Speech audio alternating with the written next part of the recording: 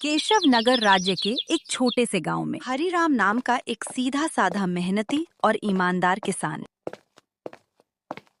अपनी पत्नी के साथ खेत में बैठा हुआ था। देखना, हमारी फसल इस साल बहुत अच्छी होगी। हाँ, क्योंकि मेरी मेहनत के साथ साथ मेरे खेत की जमीन पर तुम्हारी मेहनत का पसीना भी शामिल है अर्चना। हाँ। नहीं, सारे गांव में केवल तुम ही मेहनती और ईमानदार हो। तुम्हारे पास जमीन तो कम है, लेकिन तुम्हारा दिल बहुत बड़ा है। कुछ देर बाद दोनों पति पत्नी घर आ गए।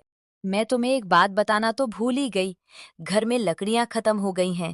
अरे चिंता मत करो, मैं कल सुबह सबसे पहले जंगल में लकड़ियां काटने के लिए ही चला जाऊंगा। ठीक है ना, ले आऊंगा। अगली सुबह हरिराम लकड़ियां काटने के लिए जंगल चला गया। हरिराम एक पेड़ पर कुल्हाड़ी चलाने ही वाला था कि तभी उसने देखा झाड़ियों में एक घायल बंदर करा रहा था।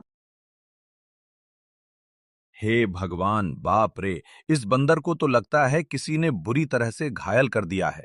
जरूर किसी जंगली जानवर ने इसके ऊपर हमला किया होगा। बताओ भला, बेचारे का हाथ खून से भरा हुआ है। ओ हो। हरिराम बंदर के पास बैठा था। काश तू बोल सकता तो बता सकता कि तेरी तकलीफ कहाँ है। फिलहाल तो तेरे हाथ में खून दिख रहा है, लेकिन जिस तरह से तू दर्द से तड़प रहा है ना, बाप रे, तकलीफ तो कहीं और ही है। उसी समय वहां एक साधु आ पहुंचा। कौन हो तुम और बंदर से क्या बातें कर रहे हो? प्रणाम साधु महाराज, मैं तो बस लकड़ियां काटने के लिए जंगल में आया था।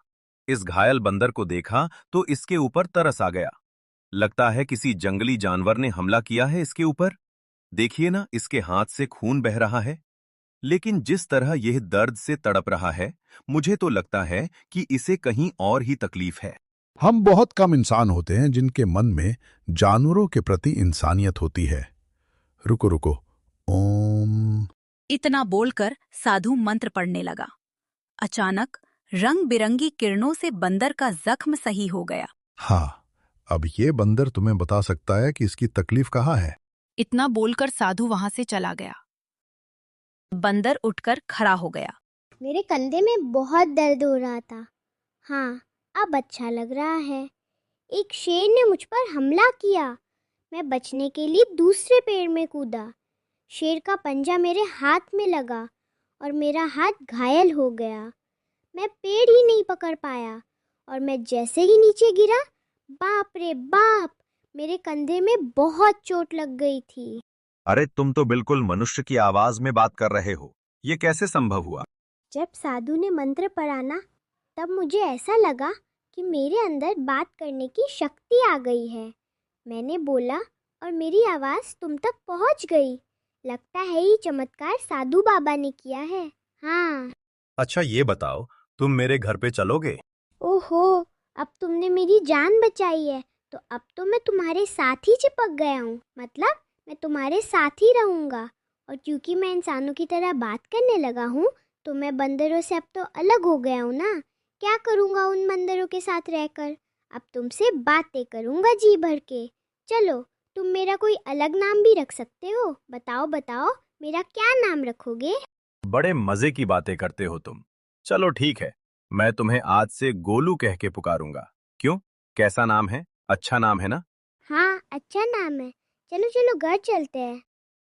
अरे ये जंगल से तुम बंदर को क्यों पकड़ लाए? हरिराम पूरी घटना अर्चना को बताने लगा। क्या क्या वास्तव में बंदर बात कर सकता है? अरे तुम स्वयं पूछ लो। क्या नाम है तुम्हारा? मेरा नाम गोलू है। हरिराम ने मेरी जान बचाई है और अब मैं उसका साथी हूँ।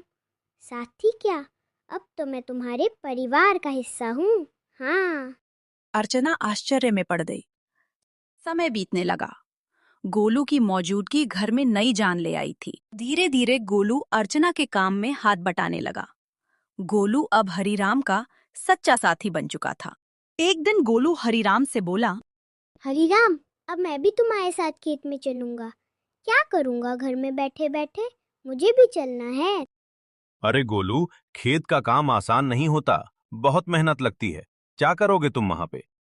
अरे क्या करूँगा क्या, मैं भी तुम्हारे साथ मेहनत करूँगा। और क्या, मुझे कम मेहनती समझा है क्या? बस डर ये है कि गांव वालों ने तुम्हें बोलते हुए देख लिया ना, तो वो न जाने क्या समझेंगे। अरे पर जब मैंने तुमसे पहली बार बात की थी तो क्या तुम डरे थे क्या, बताओ। देखो गोलू, मैं दुनिया को जानता हूँ। हर कोई मेरे जैसा नहीं होता है जो तुम्हें समझ सके। ओहो, मुझे दुनिया से क्या है लेना देना, मुझे तो तुम्हारे संग है रहना। मेरा मतलब ये है कि मुझे बस तुमसे मतलब है, क्योंकि मैं तुम्हारा साथी हूँ। हाँ। अगले दिन गोलू को साथ लेकर खेत चला गया। कुछ ही दिनों में गोलू ने खेती की हर बात सीख ली। अब वो हरीराम का सच्चा मददगार बन गया था। हरी राम, अरे आज की मिट्टी तो बहुत भारी लग रही है। अब तो तू पक्का किसान बन गया है, मिट्टी का भी फर्क समझने लगा है। हाँ। गोलू की बात अब गांव में फैलने लगी थी और यह बात आखिरकार पहुंची जमींदार चौधरी के कानों तक। क्या हरिराम के घर एक बंदर है जो इंसानों की तरह बोलता है? हाँ जमींदार साहब, मैं खुद देख चुका हूँ। अरे मैंने तो उसे बोलते हुए सुना भी है। पहली बार तो मैं डर गया था। अरे भैया, तो फिर उस बंदर को लेकर तमाशा करना चाहिए, उससे तो बड़ी अच्छी कमाई होगी। ये बात आपने बिल्कुल पते की कही जमींदार साहब। जमींदार की हंसी कुछ देर चली, फिर वो गंभीर हो गया। इस हरिराम की जमीन पर मेरी नजर बहुत समय से है। बाकी सब तो मेरे कर्जदार बन चुके हैं, पर ये ससुरा हरिराम ये कभी झुका ही नहीं। उसकी जमीन बहुत उपजाऊ है। जमींदार साहब, बंजर में भी फसल उग जाती है। अरे इसमें मिट्टी का कोई खेल नहीं है भीमा। उसकी किस्मत और सितारे बुलंद है, पर जिस दिन वो सितारे गिरेंगे ना, उसी दिन ये खेत मेरा होगा और हरिराम मेरे कदमों में होगा। देख लेना तुम। समय ऐसे ही बीतने लगा। एक दिन हरिराम और गोलू जब खेत से घर लौटे तो आंगन में बैठी अर्चना को देखकर दोनों के चेहरे पर चिंता की रेखाएं खींच गईं। अरे अर्चना, क्या हुआ? ये कैसी खांसी है? कुछ दिनों से खांसी हो रही है, अब तो दिन ब दिन और भी बढ़ती जा रही है। हरीराम, इसे नजरअंदाज मत करो, किसी अच्छे वैद्य को तुरंत बुलाना चाहिए। हरिराम ने देर न करते हुए गांव के एक अनुभवी वैद्य को बुला लिया। हरिराम, देखो इन्हें एक विचित्र बीमारी हो गई है। अगर समय पर इलाज ना मिला तो ये जानलेवा हो सकती है। नहीं नहीं वैद्य जी, आप तो इलाज शुरू कीजिए, मैं कोई कसर नहीं छोड़ूंगा। उस दिन से हरिराम का सारा धन अपनी पत्नी के इलाज में लगने लगा। हफ्तों बीतते गए और एक दिन ऐसा आया जब उसकी सारी जमा पूंजी खत्म हो गई। उस दिन हरिराम घर पर अकेला बैठा था। ऐसे उदास मत बैठिए, मैं अपने आप ठीक हो जाऊंगी। ऐसा मत कहो अर्चना, मैं तुम्हें इस हालत में नहीं देख सकता। अब क्या करोगे? जो कुछ था सब तो मेरे इलाज में लगा दिया, अब तो बीज खरीदने तक के पैसे नहीं बचे। हरिराम सिर झुकाए बैठा था। तभी गोलू तेजी से दौड़ता हुआ आया। हरीराम, हिम्मत मत हारो, तुम्हारे 2 भाई इस गांव में रहते हैं और तुमसे ज्यादा धनी भी है, उनसे मदद क्यों नहीं मांगते हो? हरिराम को ये बात ठीक लगी। उसी शाम वो गोलू को साथ लेकर अपने बड़े भाई केशव के घर गया। ओहो हरिराम, क्यों भाई, आज हमारे घर का रास्ता कैसे भूल गए हैं? भैया, अर्चना की बीमारी के बारे में तो अब गांव में सब जानते हैं। मैंने जो कुछ कमाया सब इलाज में लग गया। अब कुछ धन की जरूरत है भैया। तुम तो जानते हो मेरी फसल इस बार खराब हुई है। अब खुद मुझे उधारी लेना पड़ रहा है, मैं तुम्हें कहां से दूं? हरिराम कुछ नहीं बोला, सिर झुकाकर बाहर निकल आया। अरे वो झूठ बोल रहा था हरीराम, मैंने उसके चेहरे को देखा है, वो देना ही नहीं चाहता था। हाँ जानता हूं रे गोलू, पर चलो एक और भाई है, उनसे मिलते हैं। चलो। अब दोनों बिरजू के घर पहुंचे। बिरजू ने दरवाजा खोला और हरिराम को देखकर चौंक गया। ओ हरिराम, आज भाई की याद कैसे आ गई? भैया, मेरी पत्नी अर्चना बहुत बीमार है, थोड़ा सा धन चाहिए इलाज के लिए। क्या? अरे बंटवारे में वैसे भी तुझे ज्यादा जमीन मिल गई थी, उसे बेच नहीं देता? मेरे पास धन का पेड़ लगा है क्या जो मांगने चला आया? झूठ मत बोलो भैया, सच तो ये है कि तुमने और केशव भैया ने मेरे हिस्से की जमीन भी दबा ली थी। मुझे 6 बीघा जमीन मिलनी थी, बस 2 ही बीघा मिली है। अरे निकल जा यहां से, अगर कर्ज लेना है तो जमींदार के पास जा। मुंह उठा के चले यहां से, भाग जा यहां से। कैसे भाई है तुम्हारे हरीराम, एक भी मदद को तैयार ही नहीं है। हाँ, इस दुनिया में इंसान ऐसे ही होते हैं, मतलबी अपना पराया कुछ नहीं देखते। तो अब क्या करोगे? क्या जमींदार के पास जाओगे? हाँ, मजबूरी है गोलू। मैं नहीं जाना चाहता था, इसीलिए तुम्हारे कहने पर भाइयों के पास गया। अब तुम ही बताओ, मेरे पास और क्या रास्ता बचा है? बताओ। अगले दिन हरीराम और गोलू जमींदार की हवेली में जा पहुंचे। उम्मीद उसे कम थी, मगर अपनी पत्नी की खातिर उसने खुद को झुका दिया था। मैं जानता था हरीराम, एक न एक दिन तू चलकर मेरी हवेली में जरूर आएगा। आपने बिल्कुल सही कहा था मालिक। जब तक इसकी किस्मत चमक रही थी तब तक बहुत अकड़ में चलता था। अब देखो कैसा मुरझाए मुरझाए सा खड़ा है। ए जमींदार, तुम्हें किसी की हालत का मजाक उड़ाने का हक नहीं है। लोग तुम्हारा सम्मान करते हैं, तुम्हें भी दूसरों का सम्मान करना चाहिए, समझे? ए बदरवा, बकवास बंद कर। तू इंसानों की तरह बोलता है, इसका मतलब ये नहीं है कि तू इंसान बन गया है, समझा? हाँ भैया हरीराम, बताओ बताओ, क्यों आए हो? क्या बताएं, आपको तो सब पता है। मेरी पत्नी बीमार है, सारा धन इलाज में चला गया। कुछ धन की आवश्यकता है। अच्छा अच्छा अच्छा अच्छा, धन चाहिए तो भैया मेरी शर्तें सुन लो। ब्याज 50% और बदले में कुछ गिरवी रखना होगा। अब मेरे पास कुछ बचा है क्या जो गिरवी रखूं? जो सोने के आभूषण थे वो भी इलाज में बिक चुके हैं। अरे है ना, क्यों नहीं है? तेरे पास 2 बीघा जमीन है, भैया उसे गिरवी रखो। वक्त पर कर्ज चुकाएगा तो जमीन तेरी वरना मेरी, सीधा हिसाब। बोलो भैया। हरीराम सोच में पड़ गया। उसे अपनी पत्नी का जीवन बचाना था, मगर कीमत बहुत बड़ी थी। अरे ये तो सरासर अन्याय है। तुम किसी की मजबूरी का फायदा उठा रहे हो। ऐसे तो हरीराम कभी कर्ज ही नहीं चुका पाएगा। हे हरीराम, पहले तो तू इस अपने पालतू बोलने वाले बंदर को ले जा यहां से, नहीं तो मेरा मन बदल गया तो हो गया तेरा काम। जब से आया है पटर पटर पटर पटर। चुप कर। हरीराम, चलो मेरे साथ, ये कर्ज मत लो, चलो।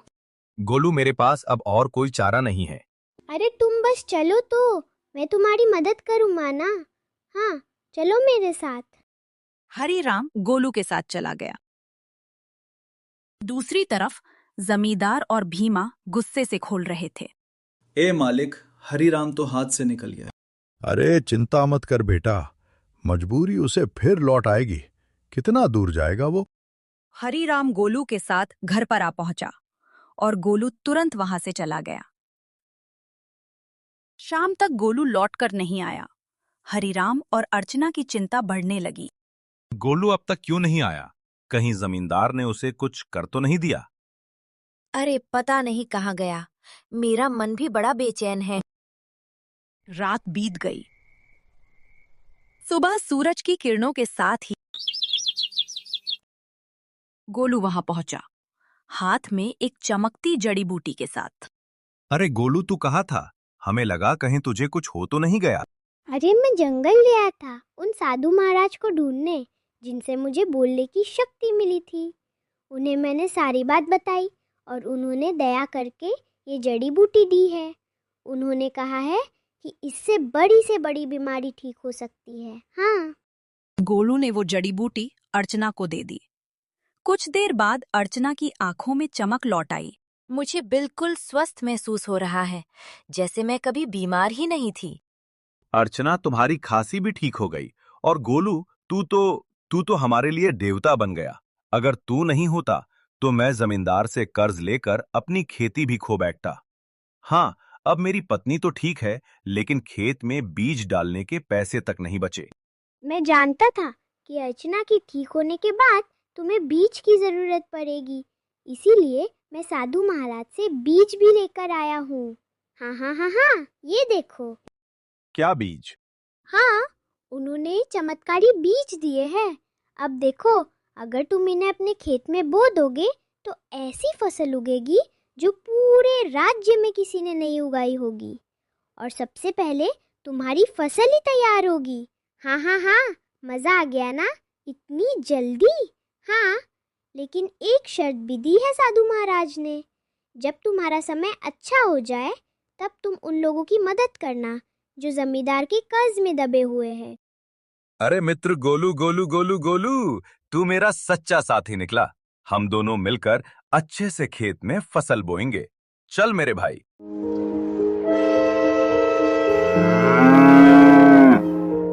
अगले ही दिन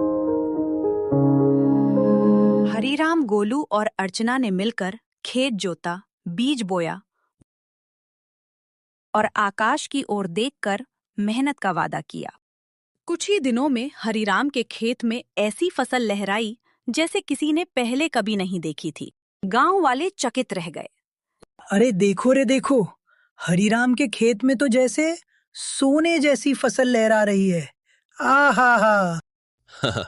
हमारी फसल तो अभी जमी भी नहीं है और इसकी तो फसल भी तैयार हो गई। और उसकी बीवी अर्चना, जो कि महीनों बीमार रही, अब रोज खेत में काम करती है। भैया ये तो कोई चमत्कार ही लगता है। कुछ दिनों बाद हरीराम की किस्मत बदल गई। चमत्कारी फसल ने गांव का सबसे सफल किसान बना दिया। बाजार में उसके नाम की चर्चा फैल गई। हरी राम जपो राम, नाम बन गया तू धनवान, जो सोचा था वो हो गया। सच। वाकई में सच तो हो गया, लेकिन अब बारी है गोलू वादा निभाने की, उन सब की मदद करने की जो जमींदार के कर्ज में डूबे हैं। हाँ बिल्कुल, चलो आज से ही शुरुआत करते हैं। अपने गांव का बिनेसल का खेत सबसे पहले छुड़ाते हैं।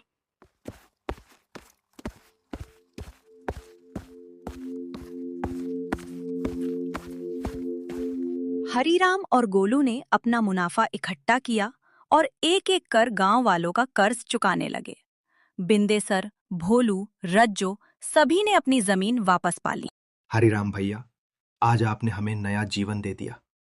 सही बताऊं, बिल्कुल, बहुत बहुत धन्यवाद।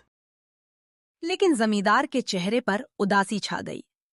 ये सब देखकर जमींदार गुस्से से अपने साथी भीमा से बोला, ए भीमा, तू देख रहा है ना कि क्या हो रहा है?